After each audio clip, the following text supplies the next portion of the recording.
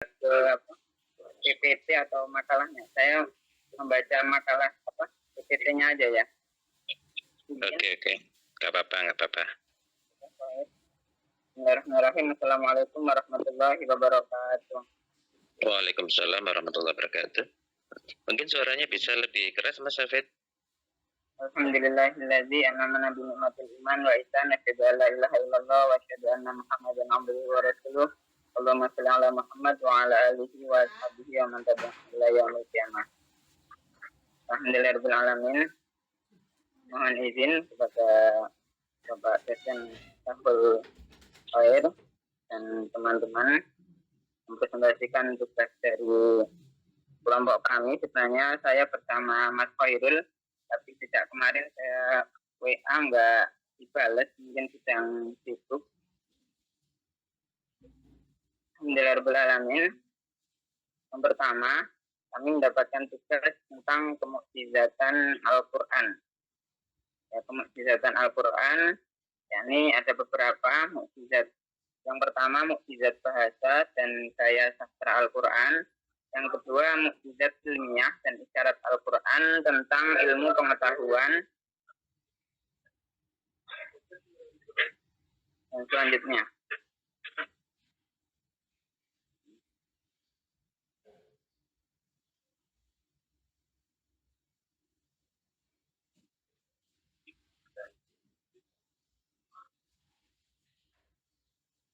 kemukjizatan Al-Quran. Kata mukjizat diambil dari bahasa Arab ajaza, yu'jizu, ijaz, yang berarti melemahkan atau menjadikan tidak mampu. Pelakunya yang melemahkan dinamai mukjiz, dan pihak yang mau melemahkan pihak lain sehingga mampu membungkam lawan, maka ia dinamakan mukjizat. Tambahan tak marbutoh pada akhir kata itu mengandung makna mubalaghah atau superlatif. Mukjizat didefinisikan oleh pakar agama Islam antara lain sebagai sesuatu yang luar biasa yang terjadi mulai seseorang yang mengaku sebagai nabi sebagai bukti kenabiannya yang ditentang kepada yang ragu. Yang selanjutnya, mukjizat bahasa dan gaya Al-Quran. Gaya bahasa yang digunakan Al-Quran berbeda dengan gaya bahasa yang digunakan oleh orang-orang Arab. Gaya bahasa Al-Quran membuat orang Arab pada saat itu kagum dan terpesona. Bahasa Arab bagaimana bahasa pengantarnya. Kalimat demi kalimat mengandung unsur sastra yang sangat baik, namun tetap mudah dipahami tanpa mengurangi sedikitpun kandungan materi di dalamnya. Hal tersebut karena keistimewaan aspek gaya bahasa yang digunakan oleh Al-Quran. Bahkan Umar bin Khattab pun mulanya dikenal sebagai seorang yang paling memusuhi Nabi Muhammad SAW dan bahkan berusaha untuk membunuhnya, memutuskan untuk masuk Islam dan beriman pada Rasulullah Muhammad hanya karena membaca petikan ayat-ayat Al-Quran. Yang selanjutnya, mukjizat ilmiah dan isyarat Al-Quran tentang ilmu pengetahuan. Aspek lain dari kemukjizatan Al-Quran adalah banyaknya isyarat ilmiah yang dikemukakan di dalamnya yang kesemuanya belum diketahui manusia, kecuali pada abad-abad bahkan tahun-tahun terakhir ini. Nabi Muhammad yang ummi tentu saja tidak akan mengetahuinya jika tidak diberi wahyu oleh Allah yang maha mengetahui. Isyarat-isyarat ilmiah itu dapat dilihat dalam beberapa di bidang ilmu pengetahuannya. Misalnya astronomi, penciptaan alam, teori Big Bang. Berdasarkan teori Big Bang, alam semesta tercipta dari kumpulan gas yang disebut primary nebula, kemudian terpecah dan menjadi bintang-bintang, planet-planet, matahari, bulan, dan sebagainya. Dalam Al-Quran surat Al-Anbiya ayat 30 disebutkan alam yarul kafiruna innal, yang artinya jelas raya, dan apakah orang-orang yang kafir tidak mengetahui bahwasanya langit dan bumi itu keduanya dahulu adalah suatu yang padu, kemudian kami pisahkan antara keduanya, dan dari air kami jadikan segala sesuatu yang hidup, maka mengapakah mereka tidak juga beriman? Kata roti berarti berpaduan beberapa unsur untuk dijadikan suatu kumpulan yang homogen. Sedangkan kata fataqo berarti memisahkan. Selanjutnya, lapisan gas sebelum penciptaan galaksi. Ilmuwan setuju bahwa sebelum galaksi di alam terbentuk terdapat materi-materi gas atau stratum lapisan gas yang kemudian mengalami tahap pengerasan menjadi galaksi-galaksi di alam. Kumpulan materi-materi gas yang sebelum mengalami tahap pengerasan itu lebih tepat disebut asap. Dalam Quran surat Fussilat ayat 11, Bismillahirrahmanirrahim. Semastawa ila sama'i wa huwa ila siraya. Artinya kemudian dia menuju kepada penciptaan langit dan langit itu masih merupakan asap. Lalu dia berkata kepadanya dan kepada bumi, datanglah kamu keduanya menurut perintahku dengan suka hati atau terpaksa. Keduanya menjawab, kami datang dengan suka hati. Kata Tuhan pada ayat tersebut itu berarti asap.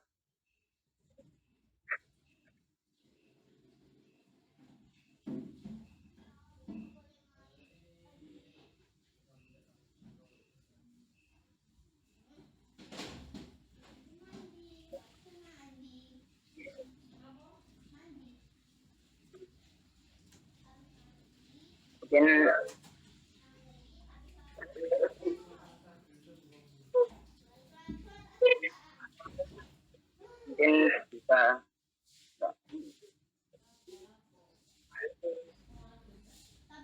Yang selanjutnya, bentuk bulat oval bumi, geospherical.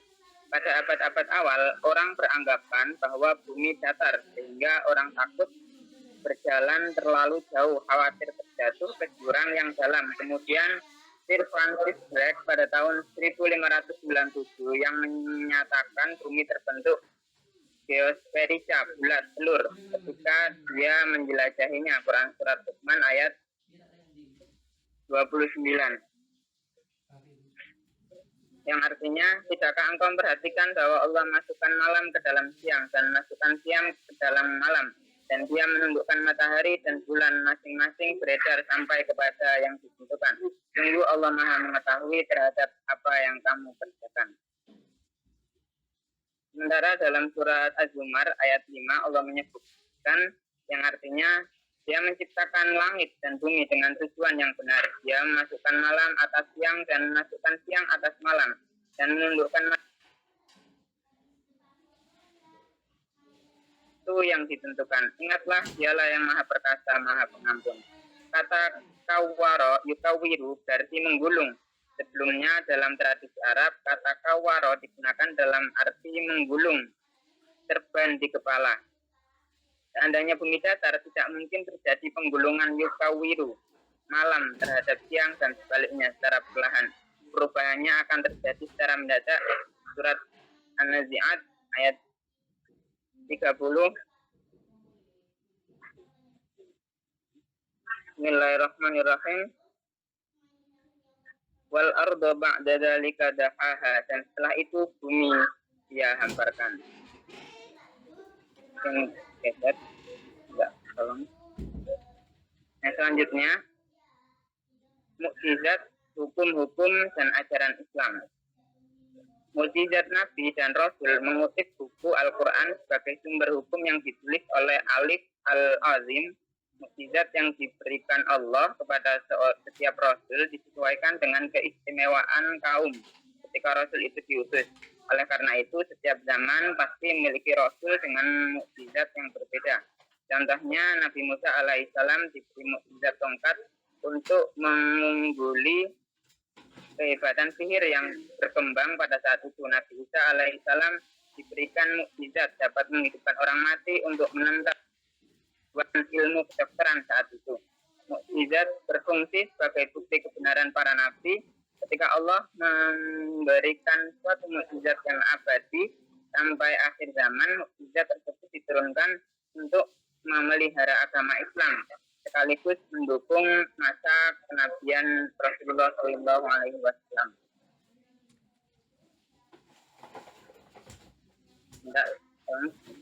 Jika diamati semua mukjizat terdahulu, meski Meskipun Al-Quran dikategorikan dalam mukjizat rasional, tidak serta setelah dari hukum-hukum mukjizat, jika diamati semua mukjizat terdahulu sifatnya indrawi, yakni dapat dirasakan atau dilihat. Hal tersebut menyebabkan pengaruhnya hanya terbatas pada waktu tertentu. Bentuk mukjizat dinukil dari buku Aneka Pengkajian Studi Al-Quran yang disusun oleh Muhammad Tolkah. Bentuk mukjizat dibagi menjadi dua kategori, yaitu mukjizat indrawi dan mukjizat rasional akliyah. Mukjizat indrawi diidentifikasikan pada munculnya kekuatan dari segi fisik yang menandakan adanya kekuatan di luar nalar pada seorang nabi. Contohnya adalah mukjizat laut yang dibelah oleh Nabi Musa alaihissalam, api yang menjadi dingin di dalam kisah Nabi Ibrahim alaihissalam, dan lainnya. Adapun mukjizat rasional lebih diidentifikasikan pada wujud kemampuan intelektual rasional, seperti misalnya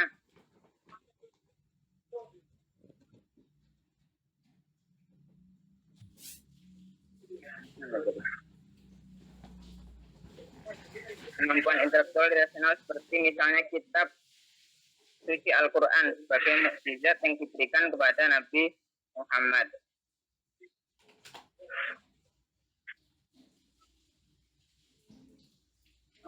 Meskipun Al-Quran dikategorikan dalam mukjizat rasional, tidak serta-merta menafikan mukjizat-mukjizat fisik yang telah dianugerahkan Allah padanya untuk memperkuat dakwah, justru menjadikan mukjizat bagi seluruh manusia karena ajarannya yang murni dan selalu terpelihara selama-lamanya. Mukjizat terbesar adalah Al-Quran. Dalam buku sejarah terlengkap Nabi Muhammad belum masa kenabian hingga sesudahnya yang ditulis oleh Abdurrahman bin Abdul Karim disebutkan bahwa Al-Quran adalah mukjizat terbesar dari Allah yang diturunkan kepada Nabi sekaligus Rasul terakhir utusannya, yakni Nabi Muhammad Shallallahu Alaihi Wasallam. Allah berfirman dalam surat Al-Baqarah ayat 23, Bismillahirrahmanirrahim, wa in kuntum fi raibin mimma nazzalna ala 'abdina fa'tu bi suratin min mithlihi wa da'u syuhada'akum min dunillahi in kuntum shadiqin.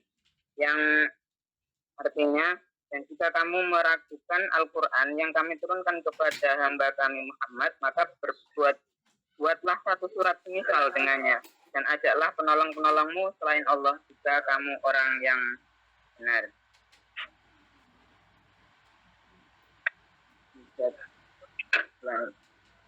Selanjutnya, ayat tersebut menerangkan bahwa Allah menegaskan kepada semua makhluk yang tidak percaya sepanjang masa untuk membuat surat yang sama, ayat yang sama, bagaimana Al-Quran. Jika mereka gagal menjawab tantangan tersebut, mereka akan menghadapi neraka yang berbahan bakar manusia dan batu. Dalam surat Al-Baqarah ayat 24, Bismillahirrahmanirrahim, fa'ilam taf'alu wa lam taf'alu fatakun naral lati wa quduhan nas wal hijarah wa iddatil kafirin. Dan jika kamu tidak mampu membuatnya dan pasti tidak akan mampu, maka takutlah kamu akan api neraka yang bahan bakarnya manusia dan batu yang disediakan bagi orang-orang yang kafir. Setelah penjelasan dari arti mukjizat dalam ajaran Islam, Allah hanya akan menurunkan mukjizat pada hamba-hambanya yang istimewa dan terpilih. Semoga dengan mengetahui seluk-beluk mukjizat umat Islam dapat semakin menambah keimanannya. Mungkin itu yang dapat saya sampaikan dan materi mukjizat Al-Quran. Mungkin dari kelompok, mungkin itu dari saya mewakili kelompok diberikan materi tugas tentang kemukjizatan. Mungkin dari teman-teman ada koreksi atau pertanyaan, atau dari Bapak dosen, atau mungkin dilanjut ke materi yang pertama. Mungkin sudah hadir materi yang pertama, mungkin bisa dilanjut. Monggo kami persilahkan. Ya, sebaiknya dilanjut ke pemateri selanjutnya ya, untuk efisiensi waktu. dipanel aja, jadi nanti pertanyaannya dijadikan satu. Silakan. Ngapunten Ustadz, kayaknya yang pemateri satunya itu belum hadir. Ini saya hubungi dari tadi belum ada yang respon. Oh gitu ya. Oke. Kalau memang pemateri yang pertama seharusnya ya belum hadir, ya kita langsung diskusi kalau begitu. Ini Mas Hafid sendirian. Ya, Ustaz. Mas, Nah, mana temannya satunya? Mas Khairul Anam, cuman dari kemarin hari ini saya tanya belum dijawab-jawab. Udah 2 hari ini tanya. Gitu. Belum dibuka ya. Belum dibuka WA-nya. Oke, karena pemateri yang satunya belum ada, saya tawarkan apakah ada pemateri yang lain yang di minggu depan siap hari ini juga nggak apa-apa. Kalau tidak ada ya berarti cuma satu untuk hari ini. Nah, maksud saya biar untuk materi bisa terselesaikan semua, jadi memang 2 kali paling tidak pertemuan itu 2 presenter gitu ya, 2 pemakalah. Tapi kalau nggak ada ya nggak apa-apa, langsung diskusi aja. Silakan.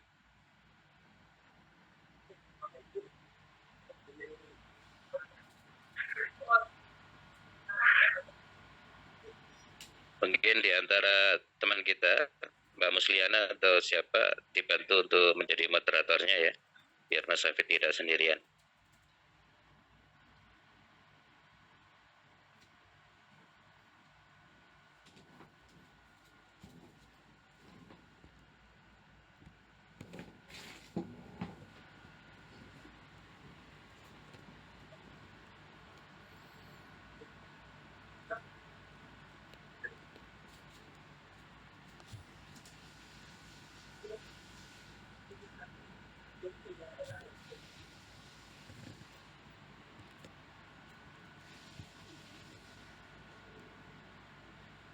Mungkin dari teman-teman ada yang perlu ditanyakan atau ada yang kurang jelas.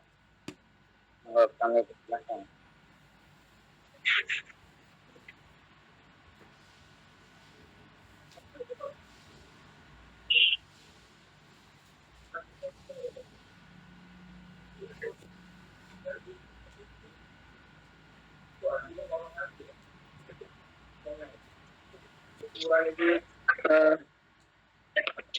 Izin tanya Ustaz. Baik, sebelumnya saya sampaikan terima kasih kepada dosen Ustaz Mutahul Khair yang telah meluangkan waktunya, juga termasuk kepada pemateri yang telah memberikan makalahnya. Mohon maaf, mungkin sinyal saya kurang bagus ya. Ini saya ada di sekitar Bromo ini. Baik, mungkin dari pemateri belum share makalah ya, belum share makalah dan presentasi di grup ya. Bisa Pak, Jadi Mas Khairul Anam itu, PPT sama makalah yang di grup Quran itu, sudah di-share makalah sama ya, kan kesepakatan kita sebenarnya sebelum presentasi sebisa mungkin itu di-share. Jadi kita sama-sama bisa mempelajari sebelum materi. Baik, nggak apa-apa. Terima kasih sudah berusaha ya untuk. Oh ya, seminggu yang lalu ya. Ya, seminggu yang lalu kan nggak jadi ini karena libur itu. Oh iya. Baik, mungkin pertanyaan saya berkaitan dengan Al-Quran sebagai mukjizat ya. Dalam Al-Baqarah ayat 90 sekian itu dikatakan atau diceritakan bahwasanya sebenarnya banyak sekali di dalam Quran itu cerita-cerita tentang Bani Israel ya. Istilahnya cerita-cerita tentang Israiliyat. Nah itu pernah Rasulullah SAW itu diejek oleh orang-orang Bani Israel yang mengatakan bahwasanya Al-Quran itu jiplak ya, bahasanya jiplak dari kitab Taurat. Karena isi Al-Quran banyak bercerita tentang kisah-kisah Bani Israel. Nah, mohon tanggapannya. Syahid, terima kasih.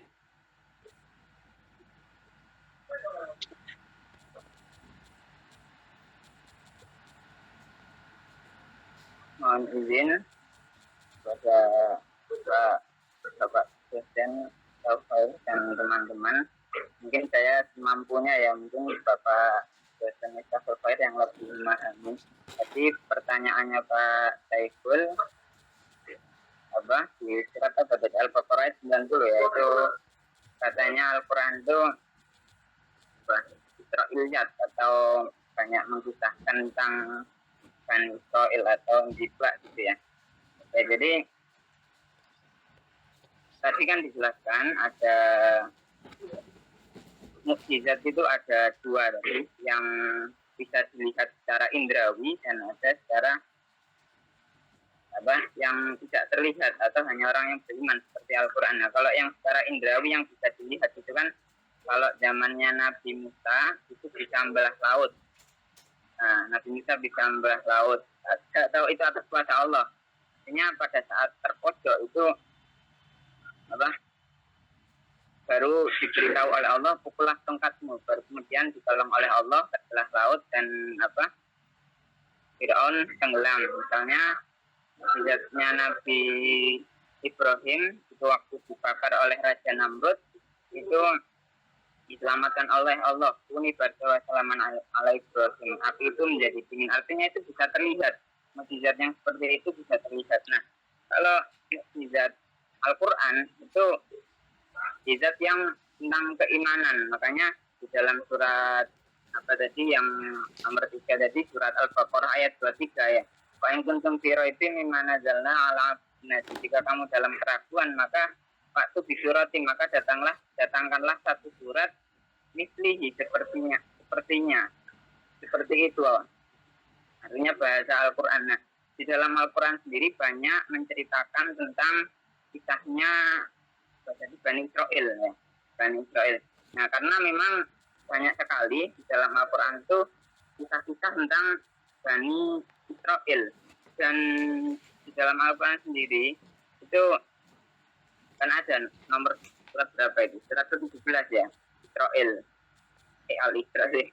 Nah, ini maksudnya di dalam surat Al-Baqarah ayat 40 atau berapa itu, mungkin teman-teman banyak membaca di dalam Al-Quran itu yang terjemah itu kan banyak tentang kisahnya Bani Israil yang ketika diutus seorang nabi itu Fafarikong kadzabtum fafarikong faktulun. Mereka itu mendustakan dan sebagian mereka bunuh. Ya, surat Al-An'am 87. Nah, makanya banyak tentang kisahnya Bani Israil, karena Bani Israil itu terkenal terkenal bantah gitulah. Banyak bantah, banyak mintanya dalam surat Al-Baqarah ayat 60 itu ya, yang minta acar, minta timun dan lain sebagainya. Ya, jadi Bani Israil itu paling banyak diceritakan itu diutus seorang rasul. Nah, makanya ada kisahnya Nabi Musa yang menolong Bani Israil, dan Nabi Musa sendiri itu nabi yang paling banyak disebutkan namanya di dalam Al-Quran, Nabi Musa, dibanding Nabi Muhammad. Sepengetahuan saya ya, Nabi Musa paling banyak disebutkan namanya di dalam Al-Quran. Ya, karena sangat repot gitulah mengurusi Bani Israil itu. Ya, ibaratnya sudah ditolong dari kalau dulu misalnya ada Raja Fir'aun ya, itu kan dijajah lah ibaratnya, itu kan udah ditolong Nabi Musa, diselamatkan oleh Allah, itu banyak mintanya kepada Nabi Musa. Nah, terus ditinggal berapa 40 hari ya untuk menerima kitab Taurat itu disuruh menyembah Allah, tapi dalam kisah sejarah itu kan ikut Amiri itu kan menyembah pedet emas, sapi patung. Makanya ada surat namanya surat Al-Baqarah itu. Ya, banyak menceritakan kisahnya Bani Israil. Itu untuk apa? Untuk pelajaran untuk orang zaman sekarang. Ya, jadi betapa ininya Bani Israil itu dibuat pelajaran untuk orang zaman sekarang gitu. Agar tidak seperti itu gitu. Yang mungkin itu sebatas pengetahuan saya, Bapak Saiful, mungkin Bapak dosen Pak Ustadz Miftahul Khair bisa meluruskan yang saya sampaikan tadi tentang ucapan Israel yang ada dalam Al-Quran.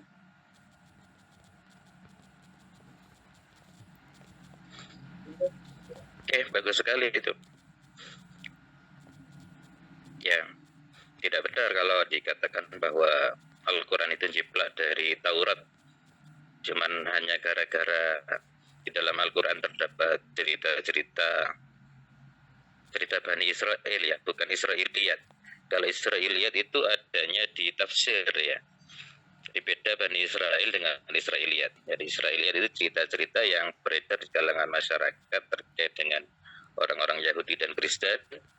Dan kebetulan para mufassir itu juga bermacam-macam, termasuk dari Yahudi sebelumnya. Sehingga untuk memperkuat penafsirannya terhadap ayat-ayat Al-Quran, dimasukkanlah cerita-cerita Israiliyat. Nah, cerita Israiliyat itu macam-macam gitu ya. Ada yang sesuai dengan syariat, ada yang tidak, bahkan bertentangan gitu. Nah, untuk ini para ulama mengklarifikasi, memfilter mana-mana cerita-cerita Israiliyat yang bisa dibuat untuk mengukuhkan, untuk memperkuat penafsiran, mana yang tidak bisa. Saya kira seperti itu sekilas dari saya. Jadi sekali lagi penekanannya adalah bahwa Al-Quran sekali lagi bukanlah ciptaan dari kitab Taurat atau kitab-kitab sebelumnya. Bahkan Al-Quran itu merupakan penyempurna dari kitab-kitab Allah yang diturunkan sebelumnya, seperti Taurat, Injil, dan Zabur. Dan Al-Quran itu langsung diwahyukan oleh Allah Subhanahu wa Ta'ala kepada Nabi Muhammad SAW, dan tidak ada campur tangan sama sekali dari Nabi Muhammad. Nabi Muhammad cuma menerima. Untuk itu tidak ada istilah ciplak menciplak. Bahkan Al-Quran ini merupakan salah satu sisi kemujizatannya adalah dari sisi sejarah ini, bahwa akurasi sejarah yang diceritakan di dalam Al-Quran sangat tepat gitu ya. Dan ini dibuktikan oleh banyak sekali para peneliti terkait dengan sejarah-sejarah masa lalu yang diceritakan dalam Al-Quran, dan itu memang benar adanya. Nah, ini kalau dikaitkan dengan judulnya Mas Hafid terkait dengan Mu'jizatul Quran, masuk juga mukjizat dari sisi sejarah, bahkan masa depan. Jadi salah satu kemujizatan yang lain adalah Al-Quran bisa berbicara tentang masa depan, memprediksi apa yang akan terjadi di masa depan yang belum terjadi saat Al-Quran itu turun. Yang jelas adalah terkait dengan runtuhnya Romawi, Persia, kerajaan apa itu namanya, dua kerajaan yang sangat besar, yang sangat kokoh saat itu runtuh, yaitu sebelumnya sudah diprediksi oleh Al-Quran. Saya kira itu tambahan dari saya, Mas Hafid. Silakan dilanjutkan dulu, barangkali ada pertanyaan lagi. Siap, terima kasih Pak. Mungkin dari teman-teman ada tambahan, menambah ke pertanyaan tadi, atau mungkin ada pertanyaan lagi, silakan. Mungkin bisa dibaca di chat, itu ada yang bertanya dari Pak Imron.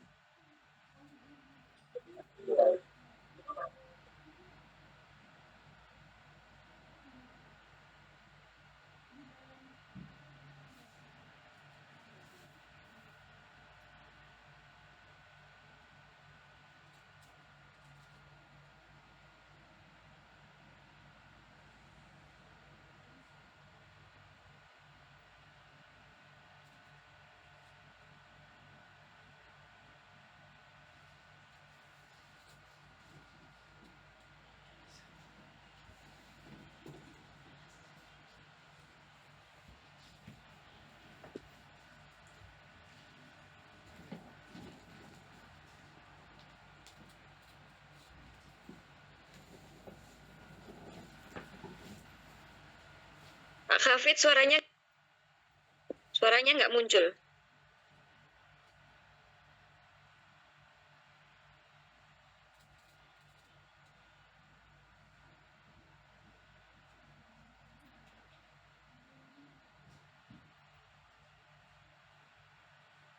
Masih di mute itu. Afid, dibuka dulu mikrofonnya.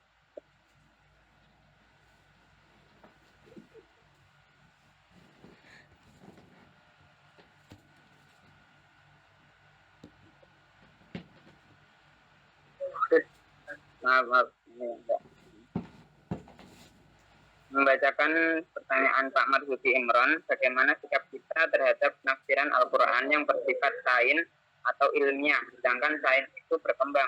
Misalnya dalam surat Al-Anbiya ayat 30, keduanya dulu adalah satu padu, kemudian kami pisahkan yang bersesuaian dengan teori Big Bang tentang penciptaan alam semesta. Penafsiran Al-Quran yang saat ini sesuai dengan teori sains bisa kita terima, namun yang menjadi masalah, sains berkembang. Hari ini teori Big Bang dianggap yang benar. Namun jika suatu saat ada teori lain yang dianggap benar dan tidak sesuai dengan penafsiran Al-Quran, lalu bagaimana sikap kita? Ya. Jadi menanggapi dari pertanyaan Pak Marzuki Imron, ya, jadi kalau ada teori lagi, ya misalnya ke depan, kita kan nggak tahu teorinya apa ya. Jadi pentingnya kita tetap belajar Al-Quran. Intinya tetap kita belajar tentang Al-Quran, dan makanya di dalam lagu itu kan Tombo Ati itu kan belajar Al-Quran beserta maknanya agar kita mengetahui makna-makna yang ada di dalam Al-Quran tersebut. Misalnya kita kan orang Indonesia, jadi mengertinya hanya misalnya kalau dulu Al-Quran itu kan diturunkan kepada Nabi Muhammad yang berbahasa Arab, sehingga mengetahui maknanya. Nah, kalau seandainya sekarang kalau kita hanya belajar membaca saja Arabnya saja, nah tentu kita tidak dapat memahami makna atau isi di dalamnya. Nah, sehingga bagaimana ketika membaca Al-Quran itu beserta maknanya, beserta isinya. Jadi apa yang berkembang nanti, ditanyakan Pak Marzuki Imron, sains atau ilmiah yang nanti, nah itu bagaimana kita menyesuaikan dengan Al-Quran. Ya, karena kan tidak hanya sains atau ilmiah, ya apa yang terjadi dalam kehidupan kita itu kan kadang memang sesuai nggak dengan Al-Quran. Jadi nanti misalnya ada teori yang berkembang, nah itu kan tentu bagaimana kita memahami Al-Quran sesuai tidak dengan Al-Quran. Jadi yang pertama jawaban saya tadi adalah bagaimana kita mengetahui atau belajar Al-Quran itu beserta maknanya, tidak hanya membaca Arabnya saja, agar kita memahami perkembangan. Itu yang dapat saya jawab dari pertanyaan Pak Marzuki Imron. Mungkin dari teman-teman mahasiswa atau Pak Miftahul Khair, monggo kami persilahkan. Atau mungkin ada yang mengoreksi, kami persilahkan.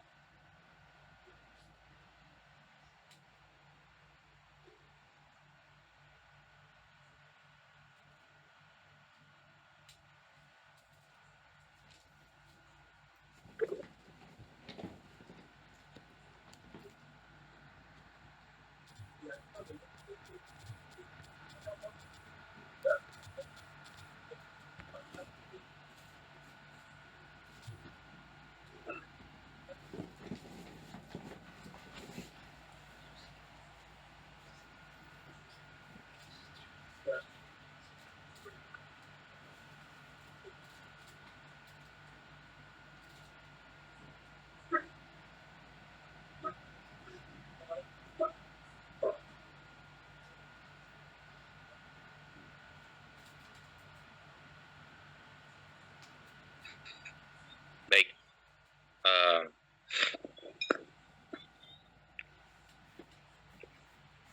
Siapa tadi yang bertanya tadi? Pak Marzuki.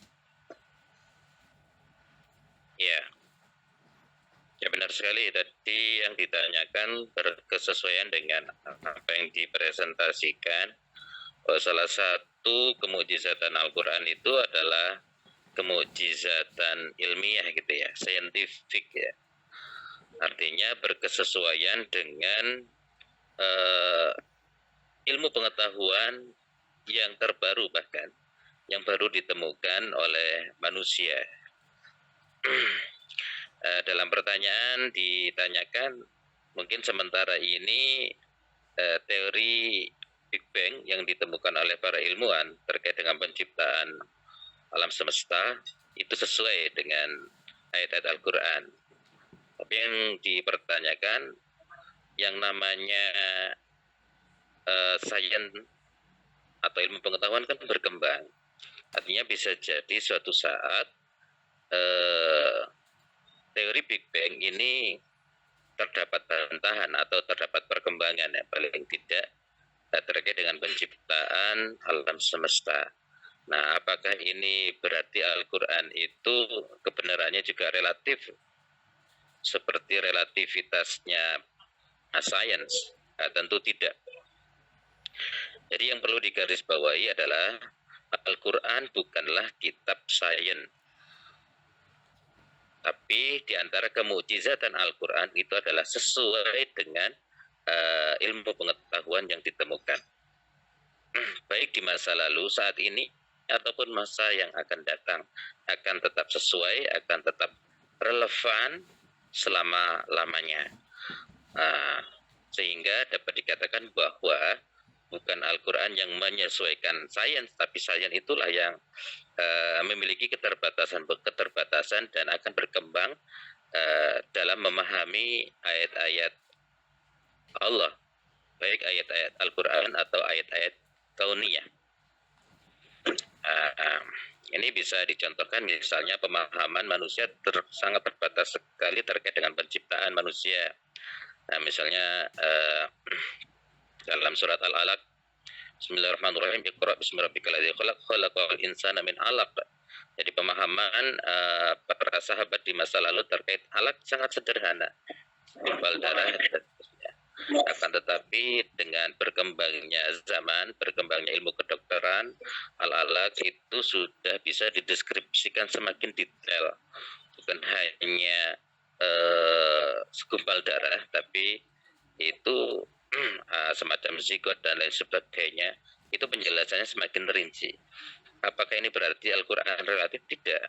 Bahkan pemahaman manusia itulah yang terbatas, dan ini menunjukkan bahwa sekali lagi kemujizatan Al-Quran yang sesuai solihun likulli zaman wa makan. Jadi pemahaman yang dulu belum ada, belum muncul, tapi dengan adanya kemajuan teknologi saat ini baru ditemukan dan masih relevan dan sesuai. Begitu juga dengan penemuan-penemuan ilmiah yang lainnya, gitu ya. Terkait dengan penciptaan manusia, misalnya manusia pertama dikatakan dalam Al-Quran Nabi Adam, ya kan, alaihi salam. Namun ada peneliti yang mengatakan, ya, yang bernama Darwin, itu teori Darwin dari kera. Tentu saja hal itu kalau memang jelas-jelas bertentangan dengan Al-Quran, perlu dipertanyakan hasil penelitiannya atau teori tersebut. Silakan diuji saja mana yang paling benar. Dan bisa dipastikan bahwa Al-Quran akan selalu relevan dengan penemuan-penemuan ilmiah yang objektif. Saya kira itu tambahan dari saya. Dan banyak lagi peneliti-peneliti yang mengkaji tentang Al-Quran dan mereka buktikan secara ilmiah, gitu ya. Terkait misalnya gunung sebagai paku bumi, ya, itu kan banyak yang meneliti juga. Terkait planet-planet, terkait dengan astronomi, lita'lamu adadas sinina wal hisab, menjadi disiplin keilmuan tersendiri terkait ilmu hisab, ya, astronomi. Itu adalah kemukjizatan ilmiah dari Al-Quran. Wa syamsu tajri li mustaqarril laha. Dari ayat ini kita tahu bahwa matahari dikelilingi oleh matahari itu berjalan pada porosnya, ya, li mustaqarril laha, dan seterusnya dan seterusnya. Itu jawaban dari saya untuk sementara. Barangkali nanti masih kurang puas boleh ditanyakan kembali. Silakan yang lain dilanjutkan.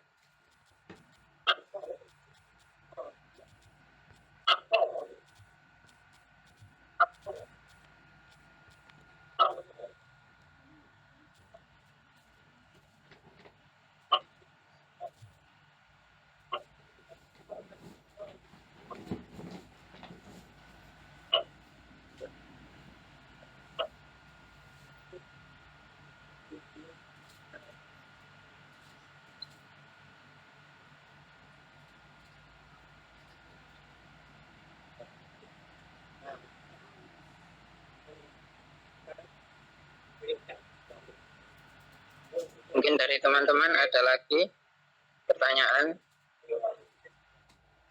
18.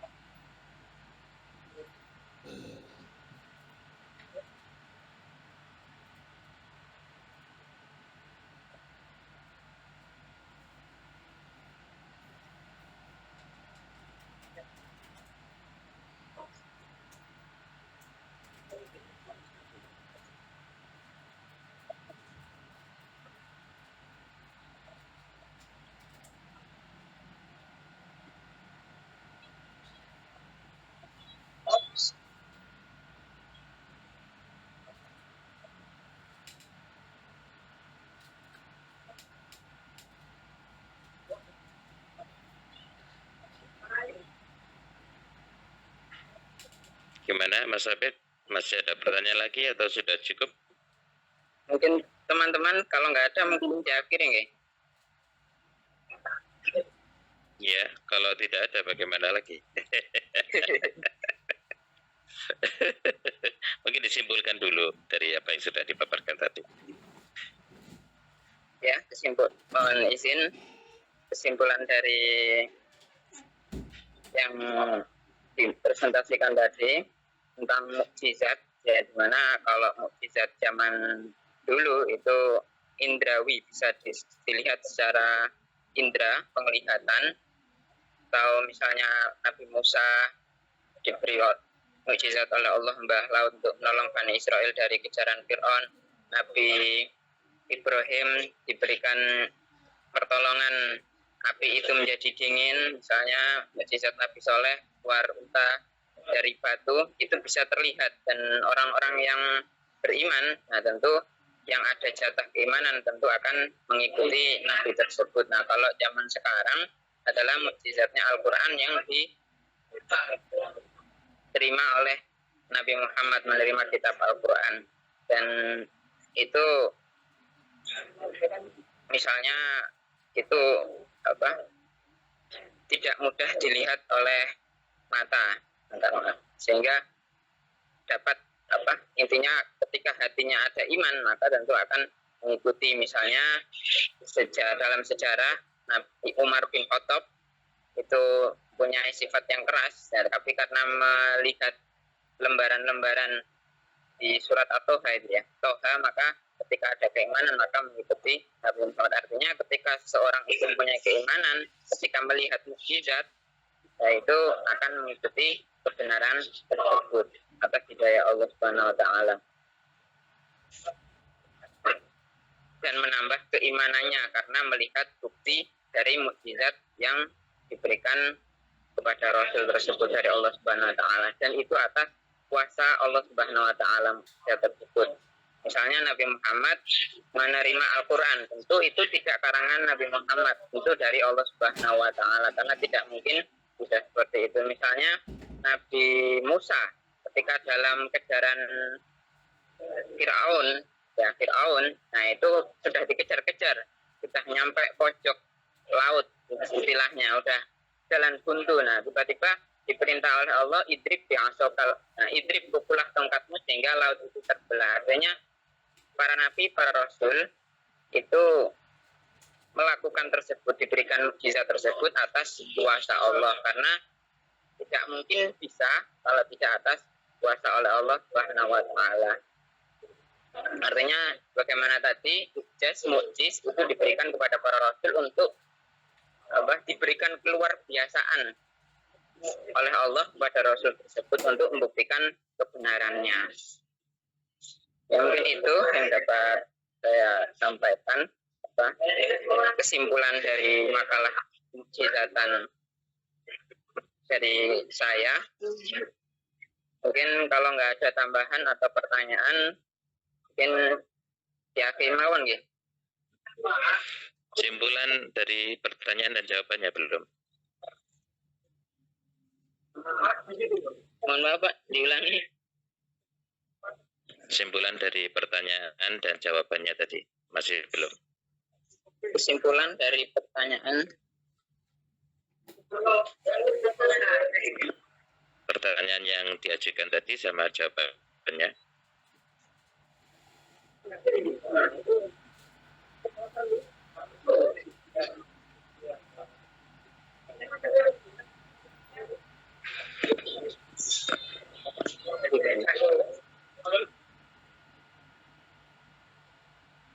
Tidak dicatat ya tadi.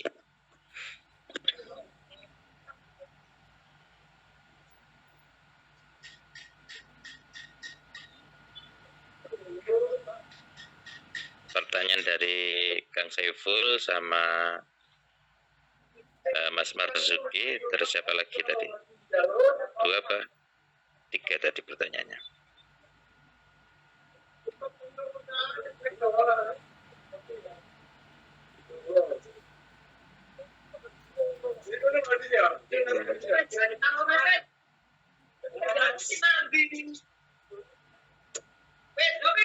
Coba.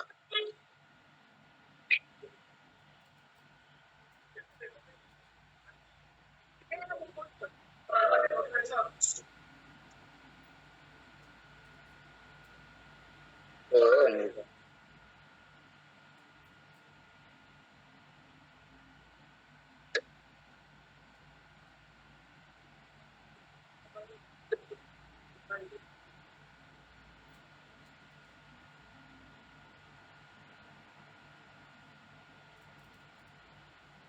kesimpulan Baik, dari Bapak, kalau pertanyaan tidak tadi, dicatat, bagaimana kita selalu mungkin saya bantu melengkapi gitu ya. Al-Quran, ya, sehingga kita, karena Al-Quran itu relevan sampai akhir zaman, sehingga bagaimana kita mempelajarinya agar mendapatkan manfaat atau berkah dari belajar Al-Quran tersebut. Sehingga kalau Allah memberikan dalam Al-Quran itu inna nahnu nazzalna dzikra wa inna lahu lahafidun. Sebenarnya Allah yang menurunkan Al-Quran sebagai pengingat dan Allah sendiri yang akan menjaganya. Artinya agar kita mendapatkan keselamatan di akhirat, ya bagaimana kita mempelajari Al-Quran. Karena dengan mempelajari tersebut kita dapat mendapatkan manfaatnya.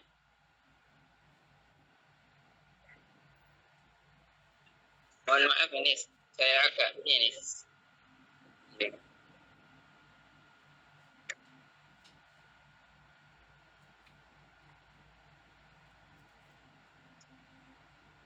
Mungkin itu yang dapat saya sampaikan. Mungkin izin Pak dosen dan teman-teman, kalau ada kurangnya saya mohon maaf yang sebesar-besarnya dan terima kasih atas segala perhatian. Kalau mungkin nggak ada pertanyaan atau lanjutan, monggo diakhiri nggih. Izin.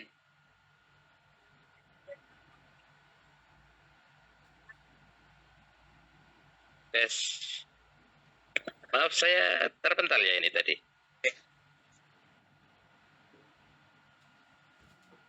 Mohon maaf Pak. Jawab Pak Miftahul Khair, mungkin diakhiri mawon nggih. Ya, baik. Sebelum diakhiri, terima kasih kepada Mas Hafid yang sudah mempresentasikan makalahnya pada hari ini. Jadi yang perlu digarisbawahi untuk materi hari ini adalah bahwa kemukjizatan Al-Quran itu bisa diklasifikasi, dikelompokkan menjadi 2 gitu ya. Atau mukjizat itu bisa dikelompokkan menjadi 2. Ada mukjizat hissi, ada mukjizat akli. Kalau tadi pemaparan Mas Hafid lebih cenderung mengelompokkan Al-Quran ini pada mukjizat nabi-nabi yang lain, itu adalah mukjizat hissi. Halo, suara saya terdengar ya Mas Hafid? Terdengar, Ustaz? Terdengar, Ustaz. Ya. Alhamdulillah. Jadi kalau saya boleh berpendapat juga bahwa Al-Quran bukan hanya akli tapi juga hissi, jadi kedua-duanya gitu ya. Yang dimaksud adalah bisa dirasakan secara indrawi, meskipun kita jauh dari masa diturunkannya Al-Quran itu sendiri. Nah, terutama pada mukjizat kelompok akli ini luar biasa. Sehingga Al-Quran ini bisa dikatakan adalah mukjizat yang paling agung yang dimiliki oleh para nabi, yang dimiliki oleh Nabi Muhammad SAW dibanding mukjizat-mukjizat yang dimiliki oleh nabi-nabi sebelumnya yang relatif sifatnya hanya hissi, indrawi, bisa disaksikan saat itu saja. Tapi setelah yang menyaksikan itu meninggal dunia, nyaris kita tidak bisa berargumentasi lebih jauh terkait dengan mukjizat yang terjadi saat itu. Meskipun kita bisa saja mengatakan bahwa mukjizat Nabi Musa melemparkan tongkat membelah laut, mukjizat Nabi Musa yang tongkatnya jadi ular dan seterusnya, itu adalah kebenaran. Tapi untuk memberikan bukti yang lebih dari itu, ya sangat sulit rasanya, bahkan bisa dikatakan tidak mungkin. Artinya suatu saat bisa jadi itu hanya dianggap sebagai sebuah dongeng belaka.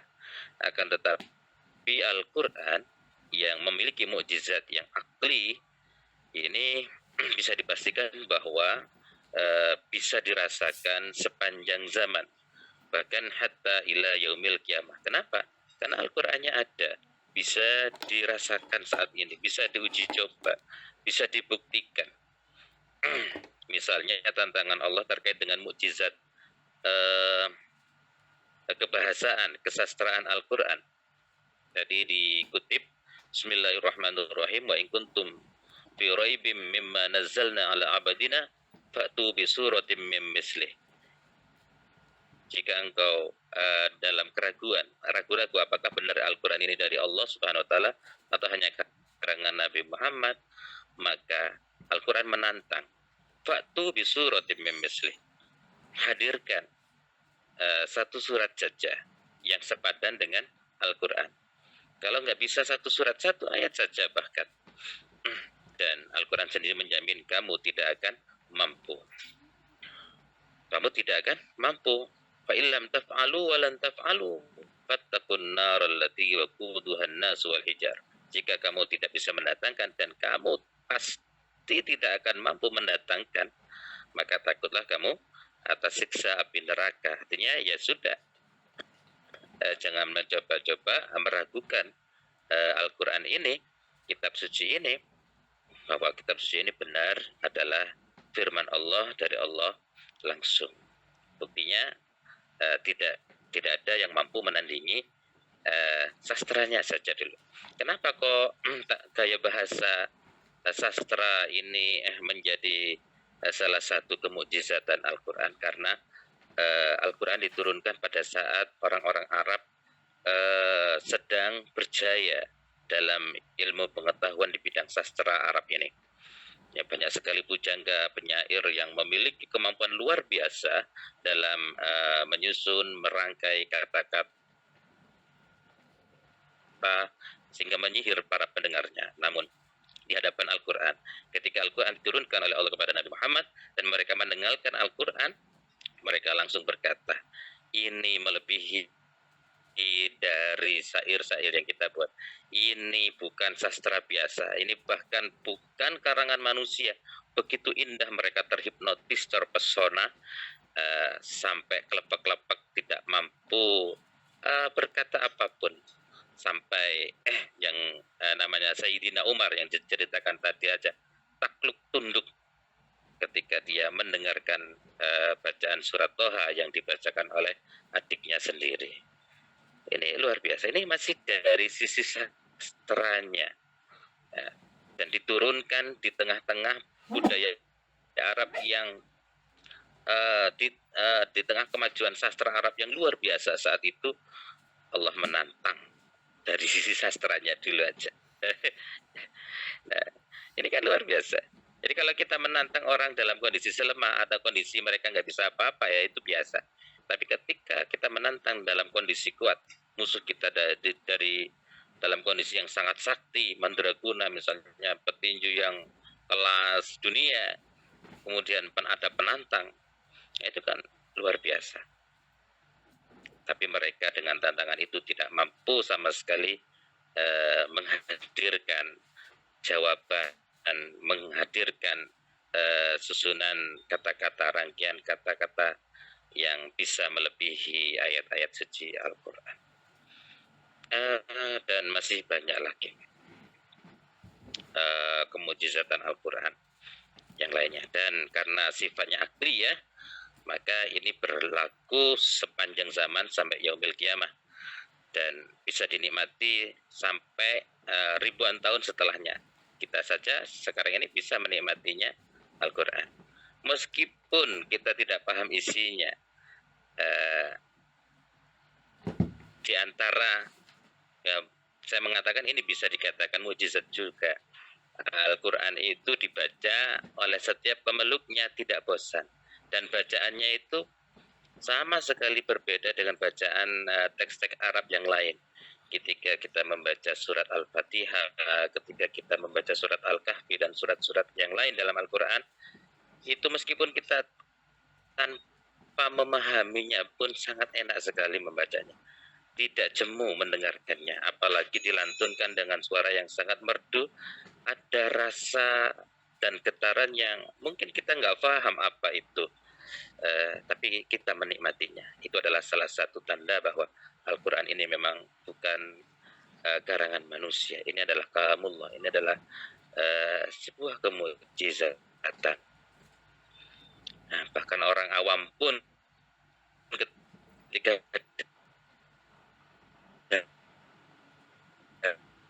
urusan itu sangat menghayal.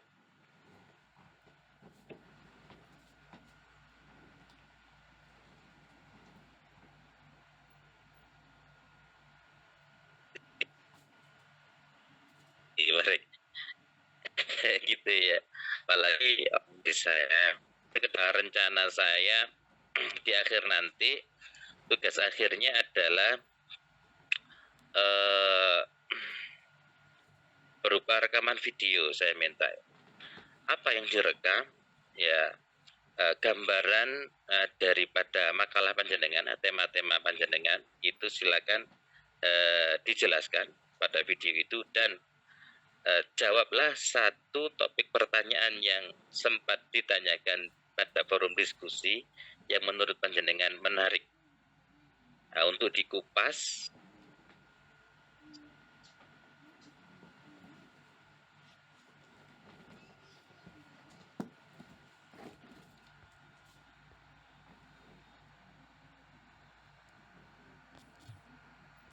Dan dihadirkan dalam video tersebut. Ambil satu atau dua boleh. Misalnya Mas Marzuki tadi bertanya terkait kemujizatan ilmiah Al-Quran.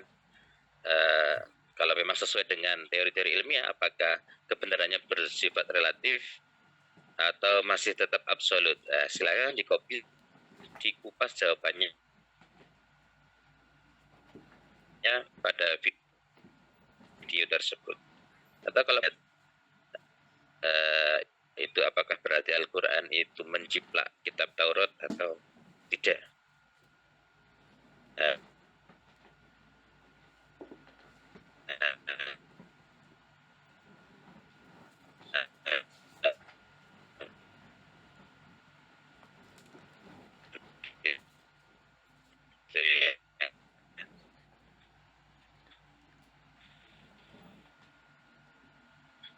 Ngapunten izin bertanya Ustadz.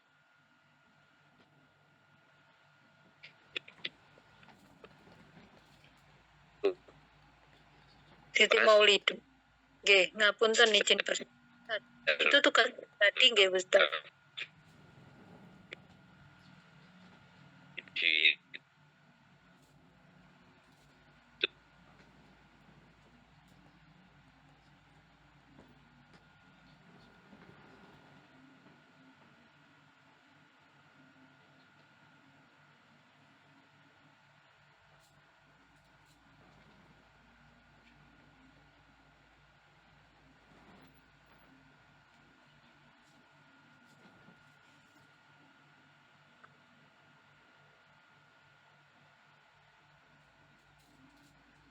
Sepertinya Ustadz terpental lagi ya. Suaranya putus-putus, Mbak. Nggak ada suaranya. Nggih, ngapunten kok nggak denger juga di tempat saya juga nggak denger. Iya, terpental kayaknya nggak ada ini. Nggih.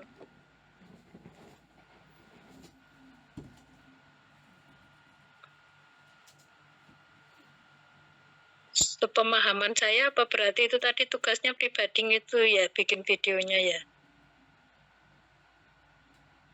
Nanti kalau nggak ditanya ke grup aja.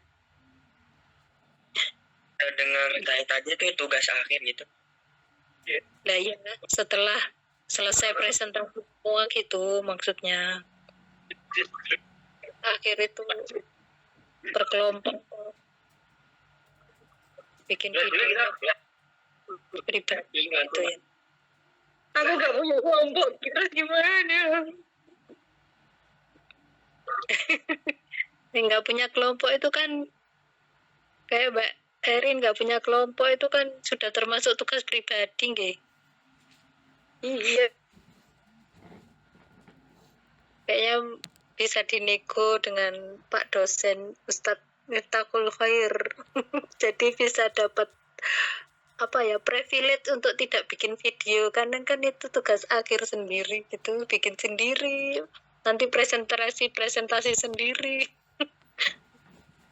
bikin sendiri, bikin PPT sendiri gitu, bikin makalah sendiri, bikin apa presentasi nanti juga sendiri gitu maksudnya.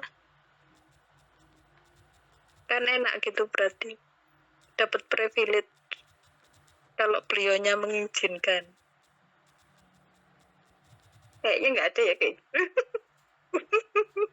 Nah ini beliaunya aja nggak ada di sini. Kalau gitu beliaunya nggak ada di sini. Oke. Nanti itu aja ditanyakan ke grup aja mungkin ya. Pak Saipul nggih? Atau mungkin Pak Saipul nanti tanya ke Pak dosen, terus kemudian apa detailnya seperti apa untuk bikin video tersebut, terus nanti di-share ke grup gitu. Insya Allah saya lebih jelas dari Barokah Bu Eri sama kayak imam masjid, azan sendiri, komat sendiri, ngimami sendiri, sholat sendiri. Ngapunten loh Mbak Erin. ya enggak apa-apa, alhamdulillah qadarullah. Tapi enak loh itu, nilainya pribadi, terus apa nggak dibagi-bagi gitu, jadinya pahalanya Tapi juga nanti nggak. kalau jawab pertanyaan aku ngerdek bingung gitu jawab. Insya Allah nanti banyak yang bantuin malaikat di samping-sampingnya.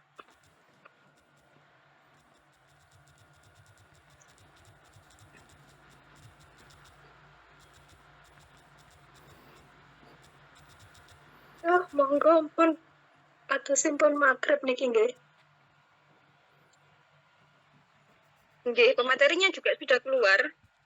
Iya, Pak Kabitnya dalam perjalanan. Jenengan tutup mawon. Maaf, berarti terputus ya. Nggih, Ustaz. Iya, maaf. Tadi ada yang bertanya apa tadi? Nggih, kula Ustaz. Itu bikin videonya Oke. sendiri pribadi, apa tugas pribadi berarti nggih Ustaz. Ya, pribadi. Nah, Tugas individu ya, tugas individu. Ya, Oh, materinya boleh sama, tapi setiap mahasiswa harus tampil gitu ya, harus tampil membuat video tersebut.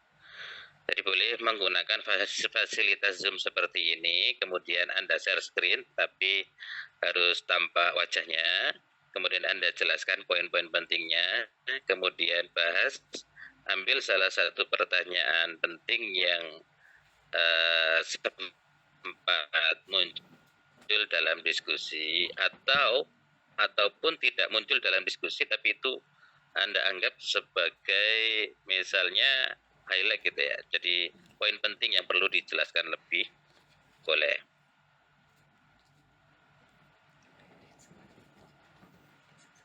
Nggih. Mana Siap, jelas Mbak Maulida? Nggih, Iya. jelas. Iya, betul. Tidak usah panjang-panjang. 5 menit sampai 7 menit aja. 5 menit ya panjang Ustaz. Untuk saya Oh, panjang ya. orang saya Iya.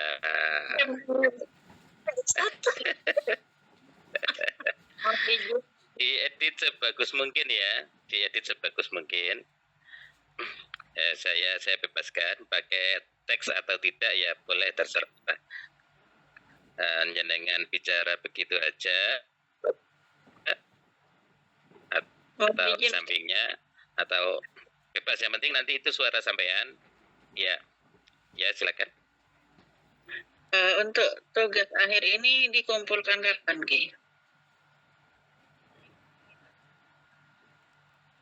Dikumpulkan sebisa mungkin di akhir perkuliahan atau maksimal seminggu setelah perkuliahan berakhir. Boleh. Oke, Ustaz, terima kasih. Untuk durasinya Ustaz, durasi videonya itu sama. kira-kira berapa lama Ustaz? Saya sampaikan durasinya 5 menit lah, Kak. 5 menit, jangan panjang-panjang. 5 menit saja. Baik Ustaz. Kepanjangan apa enggak 5 menit? itu berarti Tidak kayaknya Ustaz. pengulangan presentasi ngoten kan Enggak Ustaz, kan? tapi hanya saja di depan kamera ngoten nggih.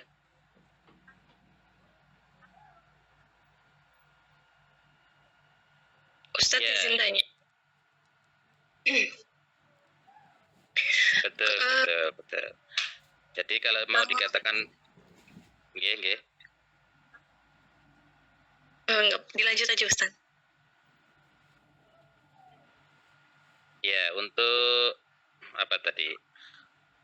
Poin-poin pentingnya saja. Jadi dalam makalah panjenengan misalnya terkait dengan kemukjizatan Al-Qur'an, jelaskan aja apa itu mukjizat, kemudian kemukjizatan Al-Qur'an itu seperti apa. Kalau kemukjizatan Nabi sebelumnya itu mukjizat isi, itu penjelasan seperti apa. Kalau Al-Qur'an ini masuk pada mukjizat apa, akli, contohnya seperti apa.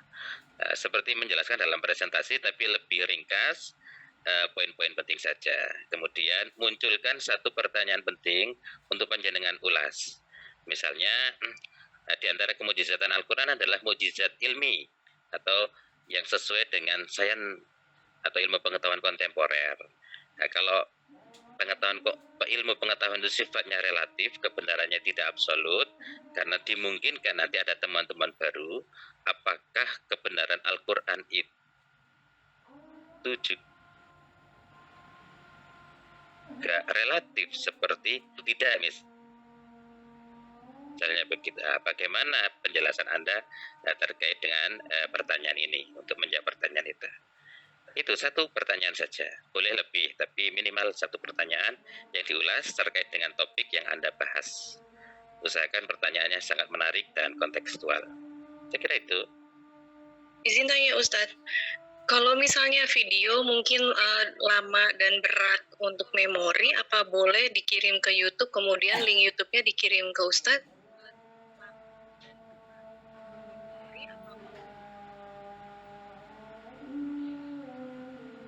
Halo? Suaranya kok hilang? Saya, Ustaz. Izin tanya. Ya. Kalau misalnya pakai video, kemudian kan video 5 menit itu lumayan berat, Ustaz. Kalau misalnya upload dulu ke YouTube atau ke Drive, kemudian linknya saja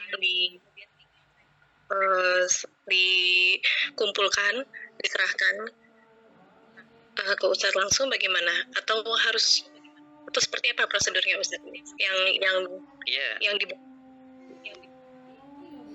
Ya, memang yang dikumpulkan hanya link saja ya. Link saja. Silakan videonya disimpan di YouTube dulu, di unlisted atau di public, silakan, itu terserah panjenengan. boleh juga diupload di Google Drive masing-masing, atau mau diupload di Instagram juga boleh, di TikTok boleh, di semua media sosial, silakan. Yang jelas nanti linknya disetorkan sebagai tugas, nanti saya lihat, begitu ya. Siap. Siap Ustadz, terima kasih. Iya. Ustaz, mau nanya Yes. tadi kan ada pertanyaan kan? Ya. Kita bikin pertanyaan, nah nanti yang menjawab pertanyaan itu kita sendiri ya gitu Ustaz ya? Iya betul. Makanya awalnya tadi adalah pertanyaan yang muncul pada diskusi, dan itu panjenengan anggap adalah pertanyaan yang penting dan menarik untuk dibahas dalam video jenengan. Silakan itu dikupas tuntas. Kalau memang dalam diskusi kurang menarik pertanyaan yang muncul, Anda boleh menghadirkan pertanyaan lain yang menarik selama sesuai dengan topik yang Anda bahas. Kelihatan nggih? Ustaz Ferry? Iya. Ya Ustaz. Berarti Bisa nanti dipahami? yang jawab pertanyaannya Ustaz, yang menjawab pertanyaan itu kita sendiri ya? Setelah misalnya kita Iya betul. ajukan suatu pertanyaan yang menarik, nah kita Iya. bahas lagi gitu pertanyaannya gitu. Iya, jadi yang memunculkan pertanyaan adalah panjenengan. Nah, mungkin dengan bahasa dari topik ini muncul pertanyaan misalnya, atau dari dalam diskusi perkuliahan muncul pertanyaan menarik untuk topik saya ini. Pertanyaannya apa? Silakan dibacakan. Nah, untuk menjawab pertanyaan itu silakan dikupas tuntas. Berbasis referensi tentunya ya. Iya Ustaz. Terima kasih Ustaz. Ya, sama-sama. Ada lagi?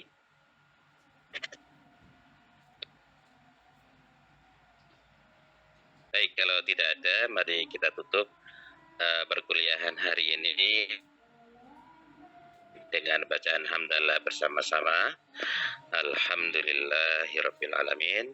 Semoga perkuliahan hari ini membawa berkah bagi kita semuanya, dan apa yang kita kaji, kita pelajari menjadi ilmu yang bermanfaat di dini wa dunya wal akhirah.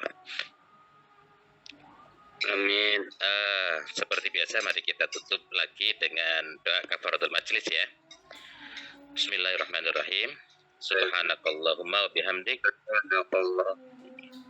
asyhadu an la ilaha illa anta, astaghfiruka wa atubu ilaik. Sekian dari saya, ihdinas siratal mustaqim. Wassalamualaikum warahmatullahi wabarakatuh. Waalaikumsalam. Waalaikumsalam warahmatullahi wabarakatuh.